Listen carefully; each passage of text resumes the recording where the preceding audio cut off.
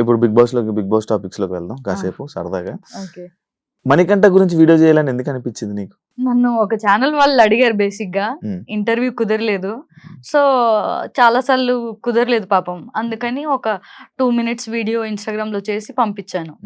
అదే ఎందుకు అసలు? లైక్ ఎందుకంటే నాకు ఒక మా అన్నయ్య ఎలాగునో అలానే ఫీల్ అవుతా మణికంఠని. మణికంఠ నేను కస్తూరి సీరియల్‌లో 1.5 ఇయర్ వర్క్ చేశాం. సో, అందులో నాకు బ్రదర్ క్యారెక్టర్‌గా చేశాడు. అలానే కనెక్ట్ అయిపోయాడు. బ్రో అనే పిలుస్తాను నేను. తను కూడా తనకి యాక్చువల్లీ ఎవ్వరు లేరు ఏది షేర్ చేసుకున్నాం అన్నా. నిజంగా ఎవరు లేరా?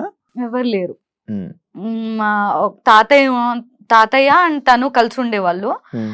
స్టెప్ బ్రదర్ సిస్టర్ వేరే ఇంట్లో ఉండేవాళ్ళు. సో తినికి ఒక ఇంట్లో తను సీరియల్స్ చేసుకుంటూ తన కెరియర్ చూసుకునేవాళ్ళు.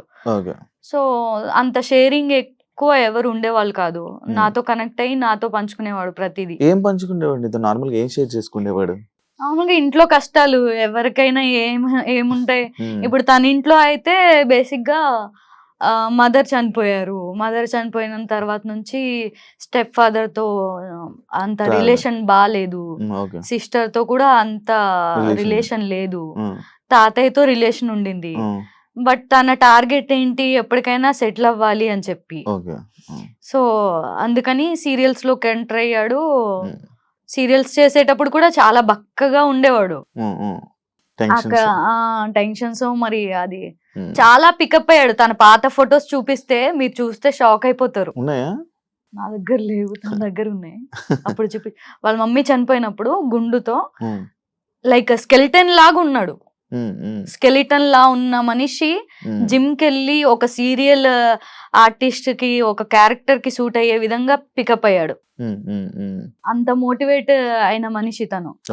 అలా సీరియల్స్ చేస్తున్న టైంలో సెటిల్ అవ్వాలి అని చెప్పి లవ్ కమ్ అరేంజ్ చేసుకున్నాడు. Love come arrange marriage. అందరు అరేంజ్ మ్యారేజ్ అనుకుంటున్నారు.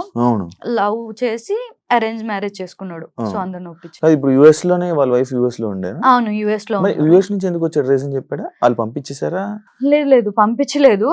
అక్కడ ఏం లేదు కదా వర్క్. తనకి సమ్ వీసా ఉంటదంట కదా అక్కడ వర్క్ చేయాలంటే. ఆ వీసా ఇప్పిస్తా అని చెప్పి తను చెప్పింది వదిన.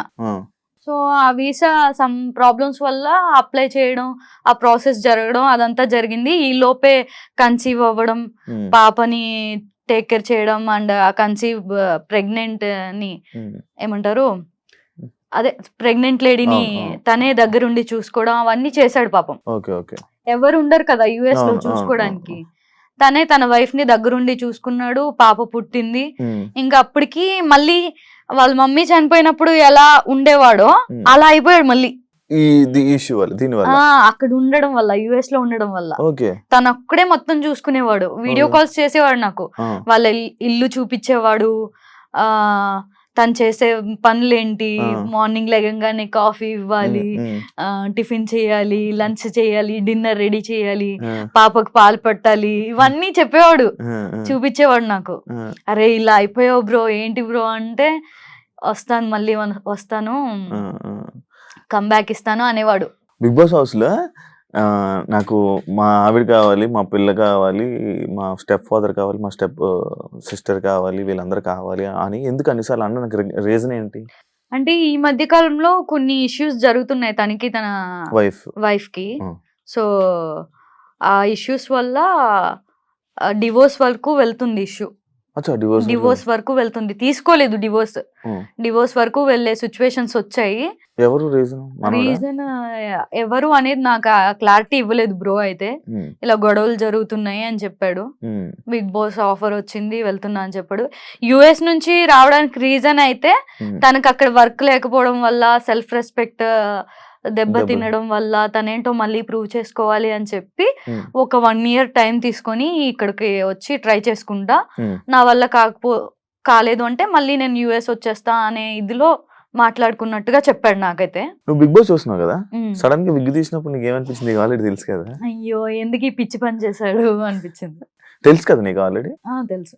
హౌస్ లో ఈ ఏదైతే ఇది మా వైఫ్ లేకపోతే మా ఫ్యామిలీ కావాలి అనడం కానీ, లేకపోతే అందరికి దూరంగా ఉండడం కానీ, ఇదంతా ఒక సింపతి డ్రామానా? లేకపోతే మనోడు అంతేనా? ఎవరితో బయట అసలు ఫ్రెండ్సే లేరు. నేను ఏ మనుషులతో ఉండను. అసలు నా మనుషులకు దూరంగా ఉంటాను అని అనడం జరిగింది. మళ్ళా మీరందరూ ఫ్రెండ్స్ అందరూ ఉన్నారు. హ్మ్. అంటే ఏది నిజం? అందరు ఫ్రెండ్స్ ఎవరు లేరు తనకి. ఆ! నేను ఒక్కదాన్ని. ఉంటే ఇంకో ఇద్దరు బాయ్స్ ఉన్నారు అంతే ఫ్రెండ్స్. హ్మ్. సమ్ పేర్లు నాకు గుర్తులేదు. ఓకే. వాళ్ళున్నారు. ఆ! ఫ్రెండ్స్ ఏమీ లేరు తనకి. ఓకే. తను యూఎస్ ఎళ్ళిపోయాడు కదా! ఓకే. ఇప్పుడు దాకా యూఎస్ ఉండి మొన్ననే వచ్చాడు. మొన్ననే వచ్చి ఏదో వెబ్ సీరీస్ చేస్తూ ఉన్నాడు. అది కూడా తన బాడీ అదంతా బక్కగా అయిపోయాడు. నేను చెప్పాను చాలా ఆఫర్‌లొచ్చాయి. హ్మ్. ఎలాంటి పర్సనో తెలుసా? హ్మ్. ఇప్పుడు ఎవరైనా ఆఫరొస్తే హ్మ్. ఆఫర్‌ని పిక్ చేసుకొని తర్వాత ఆ ఆఫర్ చేసుకుంటూ, ఆ క్యారెక్టర్ చేసుకుంటూ బాడీ పికప్ చేసుకుందాం అనుకునే మనుషులు. హ్మ్. బట్ ఆడలా కాదు. ఫస్ట్ నేను పర్ఫెక్ట్‌గా అవ్వాలి. జిమ్ చేయాలి, డాన్స్ నేర్చుకోవాలి, హ్మ్. మంచి బైసెప్స్ పెంచాలి. హ్మ్. అప్పుడు నేను యాక్సెప్ట్ చేస్తా ఆఫర్స్ వస్తే అని కూర్చున్నాడు హ్మ్. హ్మ్. ఇన్ని రోజులు. హ్మ్. ఇన్ని రోజులు ఎంతో కొంత పికప్ అయ్యాడంటే ఇన్ని రోజులు గ్యాప్ తీసుకున్నాడు. ఇండియాకొచ్చి హ్మ్. అవన్నీ చేసుకుంటున్న టైంలో డైరెక్ట్ 'బిగ్ బాస్' వచ్చింది. హ్మ్. హ్మ్. వీడేమనుకున్నాడు సీరియల్ హీరోగా ఎంట్రీ ఇద్దాం అనుకున్నాడు. హ్మ్. హ్మ్. హీరోగా వచ్చాయి ఆఫర్స్. యాహ్! బట్ ఇంకొంచెం హీరోకి తగ్గట్టుగా బాడీ ఉండాలి అని చెప్పి హ్మ్. వెయిట్ చేశాడనమాట. హ్మ్. హ్మ్. నేను చాలా సార్లు చెప్పా, బ్రో ఇప్పుడు ఈ రోజుల్లో ఆఫర్ రావడం చాలా ఎక్కువ. హ్మ్. హ్మ్. నువ్వు ఫస్ట్ యాక్సెప్ట్ చేసేసేయి. తర్వాత నీ బాడీని పికప్ చేద్దు గాని అని చెప్పేదాన్ని. హ్మ్. లేదు షబ్బు నాకు కాన్ఫిడెంట్ రాదు నేను చెయ్యాలంటే అని చెప్పి హ్మ్. అలా చేశాడు. బట్ అన్‌ఫార్చునేట్‌లీ 'బిగ్ బాస్' పెద్ద ఆపర్చునిటీ గోలే పెద్ద ఆపర్చునిటీయే వచ్చింది. ఆలోచన మనోడు ఎలా ఉంటాయి? మంచిగా తెలివైనోడేనా? చాలా తెలివైనోడు.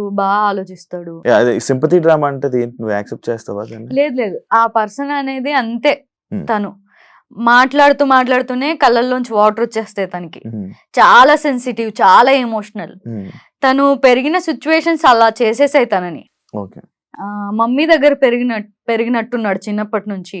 మమ్మీ చనిపోవడం, హ్మ్. తర్వాత తాతయ్య. హ్మ్. ఇంకా చెప్పేవాళ్ళు ఎవరు లేరు. హ్మ్. డ్యాడీ ఫస్ట్ డ్యాడీ చనిపోయారు. హ్మ్. సో, డ్యాడీ లేకపోవడం, మమ్మీ లేకపోవడం, తాతయ్యతోనే ఉండడం, హ్మ్. ఒంటరితనం, హ్మ్. ఆ బాధ, మమ్మీ చనిపోయిన సిట్యుయేషన్స్, హ్మ్. డ్యాడీ చనిపోయిన సిట్యుయేషన్స్, హ్మ్. మేబీ వాళ్ళ స్టెప్ ఫాదర్ ట్రీట్ చేసిన సిట్యుయేషన్స్ కూడా అయ్యుండొచ్చు. యాహ్! అవి మనకు తెలీదు. ఫాదర్ టాపిక్ వచ్చింది. మీ ఫాదర్ ఫుల్ అమ్మో! బర్త్‌డేస్ గూడా చేసుకోవు. అవును. ఏవి అంత సెలబ్రేషన్స్ ఏముండవు. ఎప్పుడప్పుడు లోన్ ఫీల్ అయితావు. ఫాదర్ అనంగానే లైక్ ఏ స్టోరీ చేసినా బాగా కనెక్ట్ అయిపోతుంటావు. ఏంది కథ? నాకు చాలా ఇష్టం చిన్నప్పటి నుంచి డ్యాడీ కుచ్చి. హ్మ్. మా డ్యాడీ అంటే భయముండేది. అండ్ ఆయనంటే రెస్పెక్ట్, హ్మ్. కేరింగ్ అవన్నీ చాలా ఎక్కువ చూపిచ్చిన వ్యక్తి నా లైఫ్‌లో. హ్మ్. సో, నాకు చాలా ఇష్టం మా డ్యాడీ అంటే. ఎప్పుడు జరిగింది ఇదంతా?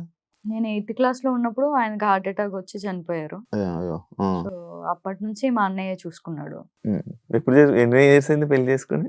మొన్ననే ఇప్పుడు ఈ నవంబర్ వస్తే 2 ఇయర్స్ అయితది. 2 ఇయర్స్. అప్పుడు సోషల్ మీడియా ఫుల్ అరిచారు. సబీనాకి హ్మ్. పెళ్లి, బాయ్ ఫ్రెండ్ అని. ఎలా ఉంది ఇప్పుడు హ్యాపీయా మొత్తం? Super happy. Super happy. ఎన్ని 7 ఇయర్స్ కదా? 7 ఇయర్స్. 7 ఇయర్స్. పాప, బాబు ప్లానింగ్స్ ఇంకా టైం ఉంది. సెటిల్ అవ్వలేదు గదా! ఇంక సెటిల్ అవ్వలేదని వెయిట్ చేస్తున్నారా? హ్మ్. ఓకే. ఇలాగ లోటు కనిపిస్తుందా? నాన్నలేని లోటు? చాలా. హ్మ్. ఎప్పుడు గూడా ఆయన లేకుండా ఇన్ని సంవత్సరాలు ఎలా గడిచిపోయాయా అనిపిస్తది. హ్మ్. చాలా కష్టం డ్యాడీ లేకపోతే. హ్మ్. ఒక ఫ్యామిలీ రోడ్డు మీద పడిపోయినట్టే. హ్మ్. ఆహ్, ఇంకా మా అన్నయ్య చూసుకున్నాడు కాబట్టి హ్మ్. మేబీ మా నాన్నగారు ఉండుంటే ఈ ఫీల్డ్‌లోకొచ్చేదాన్ని కాదేమో. హ్మ్. మంచిగా చదువుకొని, మంచిగా సెటిల్ అయిన వాళ్ళకిచ్చి పెళ్లి చేసేటి వాళ్ళు ఈ పాటికి నాకు ఇద్దరు, ముగ్గురు పిల్లలు ఉండేవాళ్ళు.